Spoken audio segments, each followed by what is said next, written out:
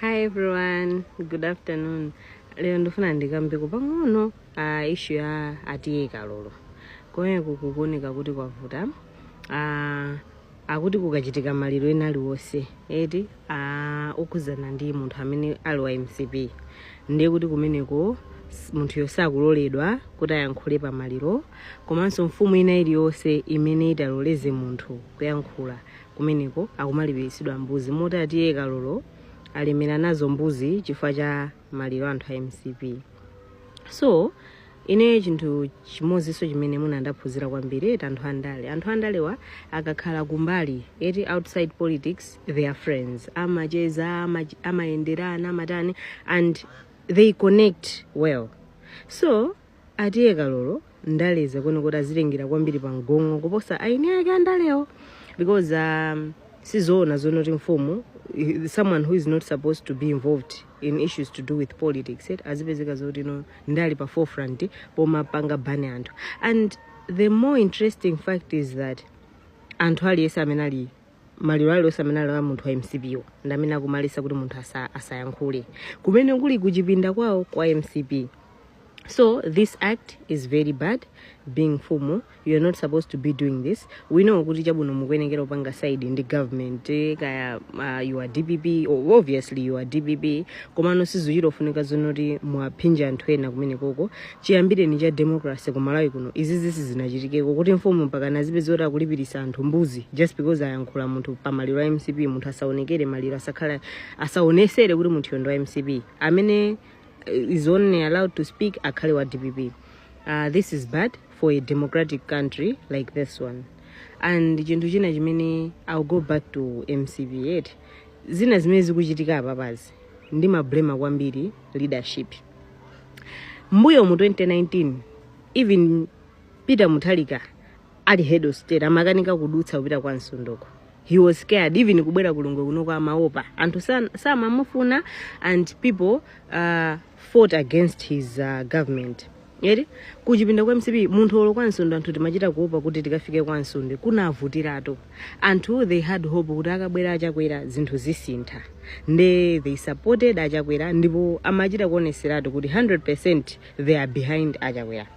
Achakwera jara bwero kha president anthu aja they had hope kuti ngati nchewanzathu angakhale president nde kuti zinthu zisintha achani anthu they had all that hope in him. Unfortunately when he came zimene zinachitika ndi zimene anthu timaganizira ndizosiyana. Anthu they were disappointed. Panopa zina zimene zikuchitikazi being kale atiye Kalolo sanakapanga zimenezo being kuchipinda kwa MCP. And we are talking about Lilongwe rulo zimezi sana kapanga zikanakhala kuti nalimbwemo koma anthu they have no hope in our leadership. That's why anthu ena kungoyang'ana zonse zikuchitika tikumamva tu izizi kuyankhula anthu akakhazino kuti abwirako ucho tinapita tu kumaliro kwakuti komatu atiye Kalolo kukuchitika zakuti mafumu akamadandaula kuti ife tikuna kutifinya issue yonena kuti maliro tikangolola munthu kuti ndo MCP kuti ayankhule ku msonkhano akumatirani akumatilipirisa mbuzi. So tikudandaula feti tikufinyika tikupinjika mutiyankhulireko izizi chifukwa tiboti yankhulira. Atiye Kalolo ndalezi aonjeza nazo afika point yonena kuti afika nazo pa ugalu ponena kuti akumazunza anthu awo omwe, which is not fair because this is a democratic country and we are talking about kumalo nena kuti DPP yokulibe ndi MCP yo ndi muchita kuwapanga enforce anthu kuti azipanga zofuna zanu just because you want to gain favors to the current government which is not fair kwa anthu amene ukaso atiye Kalolo ndalizo musazitengere pa mgongo.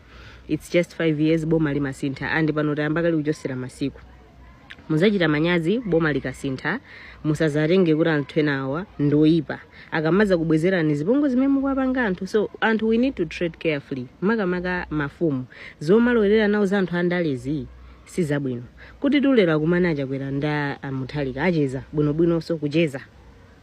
They can even sit together and dine together. So inizo neno timutengere maudani kumaona ngati kuti ife tikapanga choncho nde kuti neyo ndipeza kwambiri nde kuti yandikonda kuti ndikugwira ntchito ndionesa zino kuti nende kuti DPP kumene musachite kwakakamiza anthu. People they are not DPP that side, the MCP. It's just that people are disappointed in the leadership.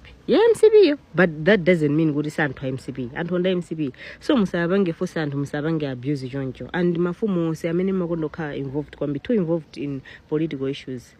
Don't get involved and don't get too excited. Kuti ayi batiri mboma mwakuti zinthu zimasintha all of a sudden. So let's not treat people like that. Ndiye chinthu china chimene nganene being MCP anthu kumekoko ndi kwa MCP titengerepo phunziro kuna kuti leadership ikakhala sili bwino anthu amaluza interest. This is why anthu ena kungoyang'ana ndikukhulupirira kuti kanakhala zoti ndikalekale anthu akanathaso even pano tikunena pano atiye Kalolo anthu ena mwina atalalatira kale enanso munasofuna kuamenya kumene kuti inu mukuti kuchipinda kwathu kwa MCP kuno mufuna mutipange zimene zife kukampu kwathu izife tusitirola koma just because people have no interest in the leadership anakhumudwa with the results that the leadership produced. That's why anthu zina zakungoyang'ana. So we should also if you ngati anthu tengepo phunziro kuti this is what happens akakhazinoti anthu they have lost interest in leadership maissues ngati akamachitika anthu amangoyang'ana amangoti ikaya basi end result yake people will follow zimene akufuna atiye Kalolozo, which to me kwambiri tikamanena za change of leadership tikumatengaso zinthu ngati zizi. If a parent is in the house and he's just looking at his children ukangana ineyo kwathu ndithu bezeke zoti anati kukangana fika pomakangana anthu adera kumazalelesa ndewu ya nyumba mwathu.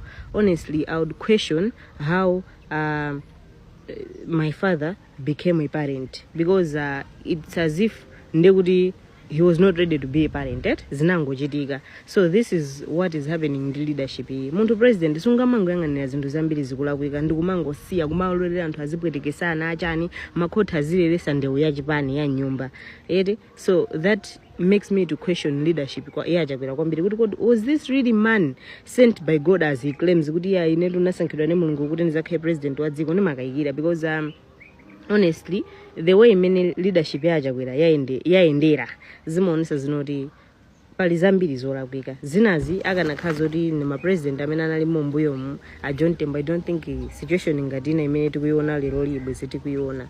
So my advice to Kalolo ndalezi tiyeni tizipanga ndale ngati mafumu titha kuma anthu amasewera ndale za underground mafumu ambirimbiri komano sitimachitofika nazo poyaluka nazo choncho ndaleyo